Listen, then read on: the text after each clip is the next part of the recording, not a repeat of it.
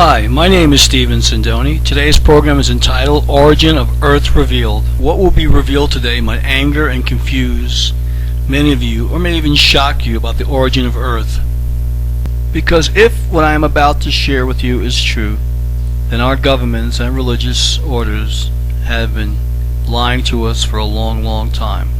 Many of you have heard me say, if you don't know where you've been, how in the world will you know where you're going? Well, my lineage is through the Jewish faith, or the Jewish religion, and the tribe of Abraham. So for me, this story was one that I read very closely and read between the lines to see if there was any hint of my origin here on earth, of its early beginnings. The information that I am about to share with you can be found in a book entitled The Lost Words of Enki, Memoirs and Prophecies of an Extraterrestrial God, written by Zecharia Sitchin. I will begin with reading excerpts from the introduction of the book. Some 445,000 years ago, astronauts from another planet came to Earth in search of gold. Splashing down in one of Earth's seas, they waded ashore and established Eridu, home in the far away. In time, the initial settlement expanded to a full-fledged mission Earth, with a mission control center, a spaceport, mining operations, and even a way station of Mars. Short of manpower, the astronauts employed genetic engineering to fashion primitive workers, Homo sapiens. The deluge that catastrophically swept over the Earth required a fresh new start. The astronauts became gods, granting mankind civilization, teaching it to worship. Then, about 4,000 years ago, all that had been achieved unraveled in a nuclear calamity brought about by the visitors to Earth in the course of their own rivalries and wars. What had taken place on Earth, and especially events since human history began, has been culled by Zecharia Sitchin in his The Earth Chronicle series from the Bible, clay tablets, ancient myths, and archaeological discoveries. But what had preceded the events of Earth, what had taken place on the astronauts' own planet, Nibiru, that caused the space journeys, the need for gold, the creation of man? What emotions, rivalries, beliefs, morals, or the lack thereof, motivated the principal players in the celestial and space sagas? What were the relationships that caused mounting tensions on Nibiru and on Earth? What tensions arose between the old and young, between those who had come from Nibiru and those born on Earth? And to what extent was what has happened determined by destiny, a destiny whose record of past events holds the key to the future? Would it not be auspicious were one of the key players, an eyewitness, and one who could distinguish between fate and destiny, to record for posterity the how and where and when and why of it all, first things, and perhaps the last things? But that is precisely what some of them did do, and foremost among them was the very leader who had commanded the first group of astronauts. Scholars and theologians alike now recognize that the biblical texts of creation, of Adam and Eve, the Garden of Eden, the Deluge, the Tower of Babel, were based on texts written down millennia earlier in Mesopotamia, especially by the Sumerians. And they, in turn, clearly stated that they obtained their knowledge of past events, many from a time before civilization began, even before mankind came to be, from the writings of the Anunnaki, those who were from heaven to earth came, the gods of antiquity. And one who had been an eyewitness to all those events, indeed a key participant in them, was the leader who had splashed down with his first group of astronauts. At that time, his epithet name was Ah, he whose home is water. He experienced the disappointment of having command of Earth mission given to his half-brother and rival, Enlil, Lord of the Commander, a humiliation little mitigated by granting him the title Enki, Lord of Earth. Enki was relegated away from the cities of the gods and their spaceport in the Eden, or Eden, to supervise the mining of gold in the Abzu, southeastern Africa. It was Ah, or Enki, a great scientist who came across the hominids who inhabited those parts. And so, when the Anunnaki, toiling in the gold mines, mutinied and said, "No more!" it was he who realized that the needed manpower could be obtained by jumping the gun on evolution through genetic engineering, and thus did Adam literally, he of the man earthling, come into being. As a hybrid, the atom could not procreate. The events echoed in the biblical tale of Adam and Eve in the Garden of Eden record the second genetic manipulation by Enki that added the extra chromosomal genes needed for sexual procreation. And when mankind proliferating did not turn out the way it had been envisioned, it was he, Enki, who defied his brother Enlil's plan to let mankind perish in the deluge, the events whose hero has been called Noah in the Bible, Zecharia in the early original Sumerian text.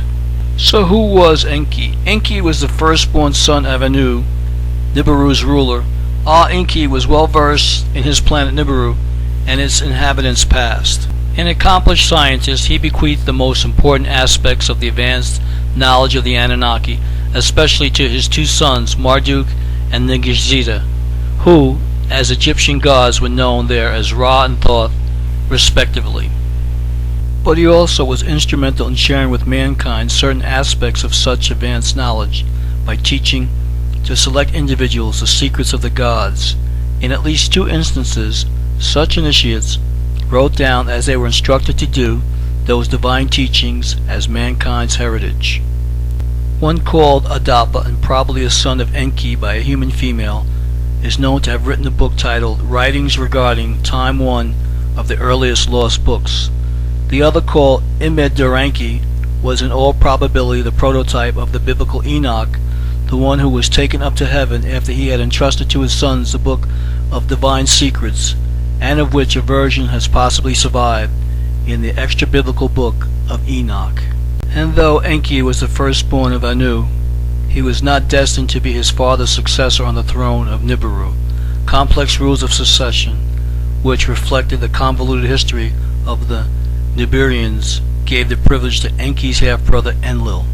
In the effort to resolve the bitter conflict, both Enki and Enlil ended up on a mission to an alien planet Earth whose gold was needed to create a shield for preserving Nibiru's dwindling atmosphere. It was against that background, made even more complex by the presence on Earth of their half-sister Ninharsag, the chief medical officer of the Anunnaki, that Enki decided to defy Enlil's plan to have mankind perish in the deluge.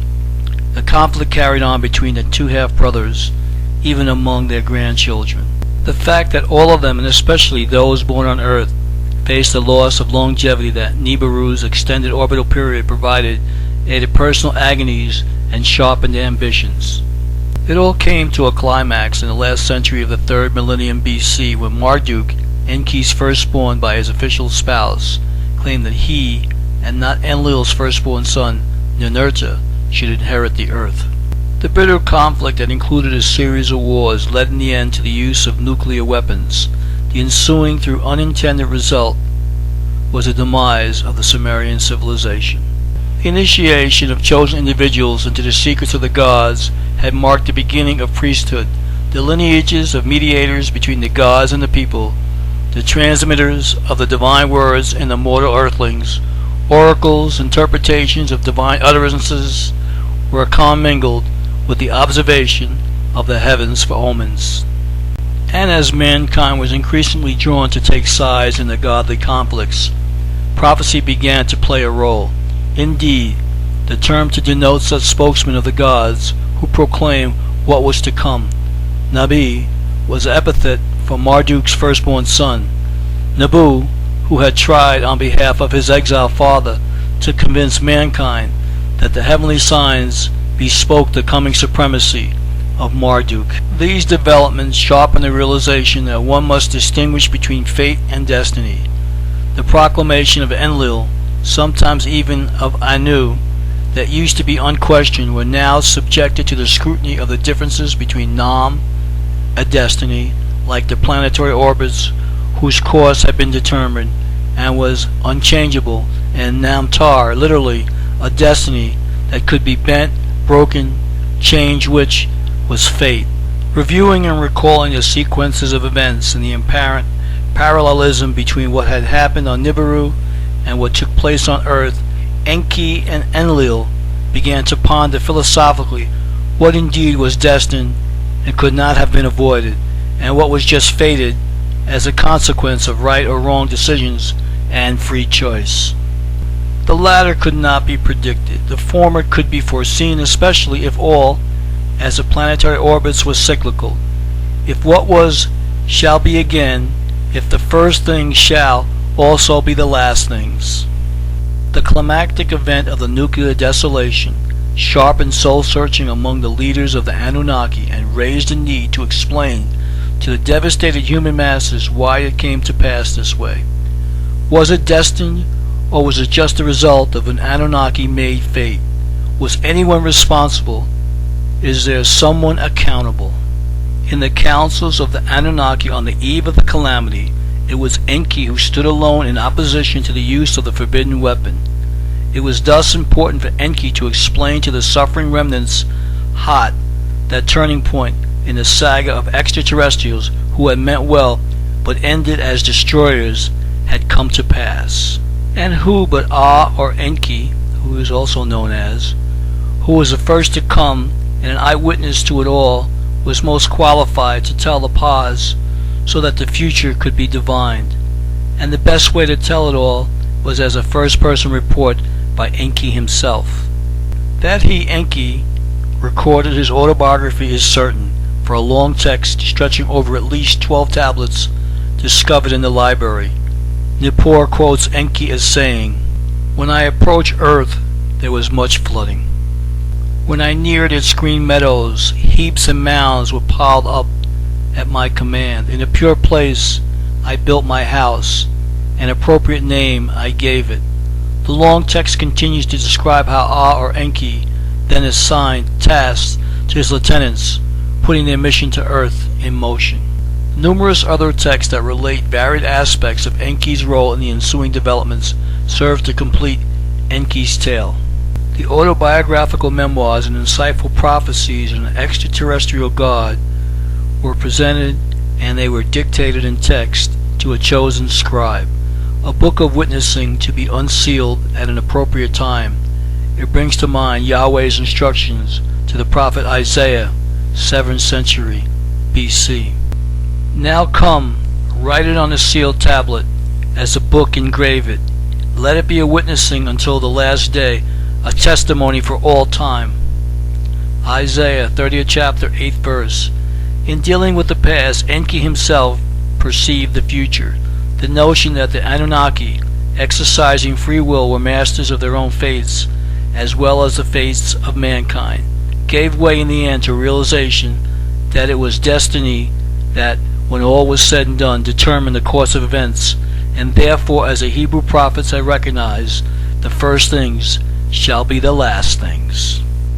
The record of events dictated by Enki thus became a foundation for prophecy, and the past becomes the future. In closing, I'd like to thank everyone for watching The Origin of Earth Revealed.